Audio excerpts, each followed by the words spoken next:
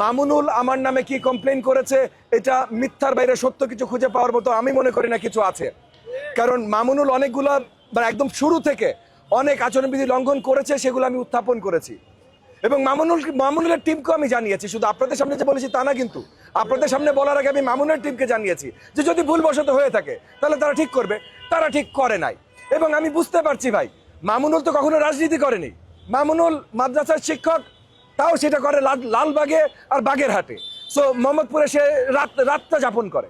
তো মামুনুল রাজনীতি করে নাই, রাজনীতি করেছে জামাত, এবং জামাত রাজনীতি করেছে অপপ্রচারের রাজনীতি। একসময় ইন্টারনেটে অপপ্রচার, এখন মাঠে অপপ্রচার। সো যেহেতু মামুনুল জামাতের সাথে আছে এবং জামাতের রাজনীতি অপপ্রচারের রাজনীতি, এখন মামুনুল অপপ্রচারে বেরিয়ে গেছে। এটা নিয়ে খুব বেশি লম্বা আলোচনা করার মতো কিছু আছে বলে আমি মনে করি না। মামুনুল যদি এখানে আসে, এখানেও আমার দেখা হয়, আমি মামুনুলের সাথে গলা মিলাবো। কারণ মামুনুলকে আমি চিনি সেই মোদি বিরোধী আন্দোলনের সময় থেকে। তখন থেকে বেশ কিছু সময় রাজপথে ছিলাম, ও জেলে ছিল, জেল থেকে বেরিয়ে আর আসলে অ্যাক্টিভ রাজনীতিতে কখনো কাজ করেনি, কিন্তু আন্দোলনে কিছু আন্দোলনে একসাথে ছিলাম। তো সেই সৌহার্দ্যটা আছে। এখন আমার সাথে সৌহার্দ্য আছে বলেই সে সব কাজ ঠিক করছে এবং আমি বলবো ভাই ঠিক আছে, তা তো না।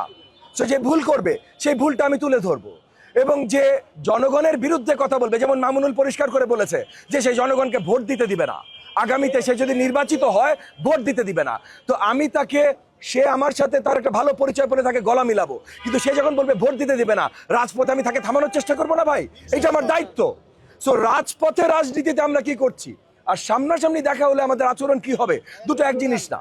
সো এখন আপনারা প্রশ্ন করলেন নির্বাচন রাজপথের রাজনীতির, আমি সেটার উত্তর দিলাম। মামুনুল হক কি বলে এটার এমনিও তো কোনো বাপ্পা নেই, কারণ ও বলে যে ও নির্বাচিত হইলে ও নির্বাচনী আর হতে দিবে না। সো ওর কথাই বাদ দেন ফার্স্ট অ্যান্ড ফরমোস্ট। বাট তারপর আপনার পিভিসি ব্যানার করে যা কিছু ও লাগিয়েছে, এটা গত কয়েকদিন ধরে পরিষ্কার ছিল, আমি সেটা উল্লেখ করেছি আপনার গণমাধ্যমের সামনে, নির্বাচন কমিশনকে জানিয়েছি, সেগুলোর কোনো ব্যবস্থা হয় নাই। সো এখন মামুনুল হক নিজেকে বলে আলেম, তো এত বড় মিথ্যাচার একটা আলেমের মুখ দিয়ে, ও রাজনীতি এমনিও করে না ভাই, আমি ওকে রাজনীতি ধরি না, কিন্তু একটা আলেমের মুখ দিয়ে এত বড় মিথ্যাচার, এটা আসলেই দুঃখজনক।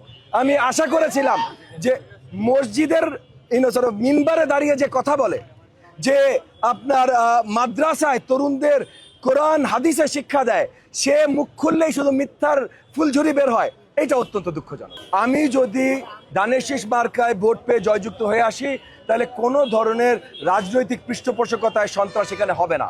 চাঁদাবাজির আমার দরকার নাই, পৃষ্ঠপোষকতা করে রাজনীতির আমার দরকার নাই। আমার পেশা আছে ভাই, আমি অন্য 10 জনের মতো না।